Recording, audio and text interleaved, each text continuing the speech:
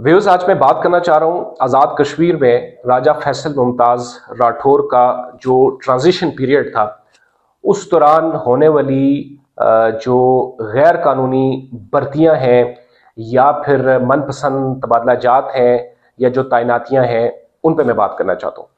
आज मैं आपके सामने एक ऐसा केस रखता हूँ कि जो कि राजा फैसल मुमताज़ राठौर से ताल्लुक़ रखता है। और राजा फैसल मुमताज़ राठौर जब वज़ीर आज़म नहीं बने थे तो उन्होंने कौन सा दर नहीं छोड़ा कि जहां पे वो यकीन ना दिलाते हों कि वो गुड गवर्नेंस कायम करेंगे, जो पीएससी जैसा इदारा है उसको फाल करेंगे, मेरिट के ऊपर जो है वो नौजवानों को उनकी पोजीशंस देंगे। लेकिन हुआ क्या कि इस ट्रांजिशन पीरियड के दौरान ऐसे तबादला जात या ऐसी तैनातियां हुई जो कि जिनको उसूलन जो है गैर कानूनी है। मैं आपके सामने एक ऐसी करप्शन राजा फैसल मुमताज़ राठौर की आपके सामने रखता हूँ। बेशुमार डॉक्यूमेंट्स, बेशुमार चीज़ें मौजूद हैं कि एक मौसूफ हैं जिनका नाम है साहबजादा मोहम्मद यूनुस। साहबजादा मोहम्मद यूनुस जो हैं वो राजा फैसल मुमताज़ राठौर के साथ ड्यूटी ऑफिसर या फिर अगर आप कहें कि स्टाफ अफसर तैनात रहे।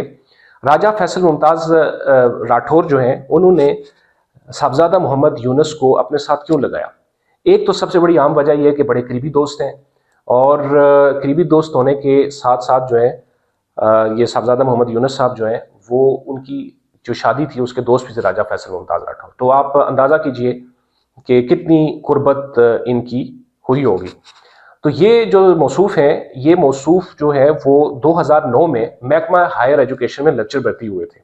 अब लेक्चर से वो स्टाफ अफसर या ड्यूटी ऑफिसर की पोजीशन पे आए और फिर हुआ क्या कि फैसल मुमताज़ राठौर जो है उन्होंने बगैर पीएससी के पब्लिक सर्विस कमीशन के, ये वो पीएससी नुक्ता है कि जिस पे जो हुकूमत की तरफ से कलअदम करार गई जॉइंट अवामी एक्शन कमेटी का आज भी उस चार्टर का हिस्सा है कि जिसमें पीएससी को नुक्ता बनाया गया, उस पॉइंट को रेस किया गया है और जिस पे जो गवर्नमेंट से यही सवाल करती रही है कि मेरिट को जो है वो लागू किया जाए। तो हुआ क्या कि ये साहब जो हैं, ये आप इनका नोटिफिकेशन भी देख सकते हैं, ना सिर्फ इनको पीएससी के थ्रू वज़ीर आज़म सेक्रेटेरिएट में लगाया गया बल्कि इनको गैर कानूनी तौर के ऊपर सिलेक्शन बोर्ड करवा के 19वें स्केल में प्रमोट कर दिया गया। ये इंसाफ है?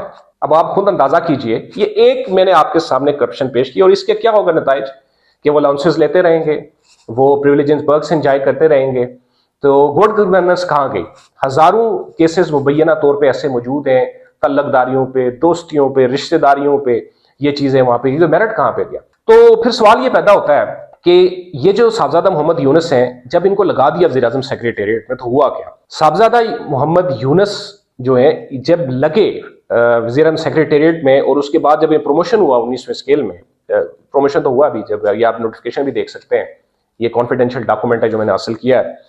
वो जो साहब है ना, ये साहब फैसल मुमताज़ राठौर तो वज़ीर आज़म क्या थे? असल वज़ीर आज़म ये थे। असल वज़ीर आज़म कौन था आज़ाद कश्मीर का इस ट्रांजिशन पीरियड में? राजा फैसल मुमताज़ राठौर के, जिनका ताल्लुक पीपल्स पार्टी से, ये असल वज़ीर आज़म थे। और ये क्या करते थे? ये अहकामात के इंदराज करते थे।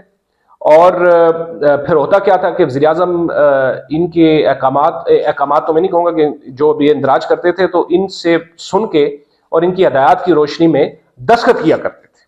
तो असल वज़ीर आज़म फिर कौन हुआ? सवाल तो पैदा होता है ना। असल वज़ीर आज़म तो यही थे। अब अहम चीज ये है कि इस सवाल के बाद एक और सवाल पैदा होता है कि आज़ाद कश्मीर की इस धरती के इस टाइम पीरियड में, इस ट्रांजिशन टाइम पीरियड में आज़ाद कश्मीर के स्याह सफ़ेद का सिर्फ यही शख्स मालिक था। अब चैलेंज क्या है? अब चैलेंज है कि मुस्लिम लीग नून की गवर्नमेंट आ रही है।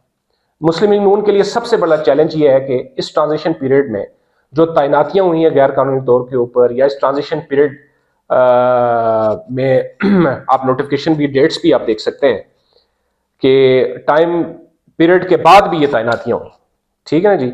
इन तैनातियों की इन्वेस्टिगेशन की जाए और कौन इसके पीछे है और कौन सा बहुत बड़ा ग्रुप है इसमें, क्या पीपल्स पार्टी के दीगर लोग भी? मेरा ख्याल है कि राजा फैसल मुमताज़ राठौर डायरेक्टली इसके बेनिफिशियरी, और कौन बेनिफिशियरी हो सकता है, तो इसकी इन्वेस्टिगेशन कराई जाए। चाहिए केस जो है वो एहतसाब ब्यूरो को भेजा जाए, इसकी इंडिविजुअल कैपेसिटी में इन्वेस्टिगेशन की जाए, डिपार्टमेंटल इन्वेस्टिगेशन की जाए, या जो भी किया जाए। लेकिन इस केस को मंजर आम पे प्रॉपर ला के, इसकी फाइंडिंग्स करके अवाम के सामने मुस्लिम लीग नून को ये चैलेंज कबूल करके अवाम को दिखाना होगा بجائے اس کے کہ جو اور معاملات ہیں ان کو اپنی جگہ. لیکن یہ بتانا ہوگا کہ گڈ گورننس تبھی قائم کی جا سکتی ہے جب پی ایس سی جیسے اداروں کو فعال کیا جائے گا اور ایسے لوگوں کو جن کا مقامی ڈیزگنیشن سے دور دور تک کوئی تعلق نہیں ہے، صرف تعلق داریوں کی بنیاد پر آئے، ان کو اپنی پوزیشن سے فارغ کیا جائے گا، تاکہ یہ پریویلیجز اینڈ پرکس جو ہیں وہ عوام کے ٹیکسز سے میرے اور آپ کے ٹیکسز سے ان کو جاتے ہیں نا جی، کس کانٹیکس میں یہ انجوائے کر رہے ہیں. تو یہ ایک بہت بڑا چیلنج ہے مسلم آزاد کشمیر کی گورنمنٹ.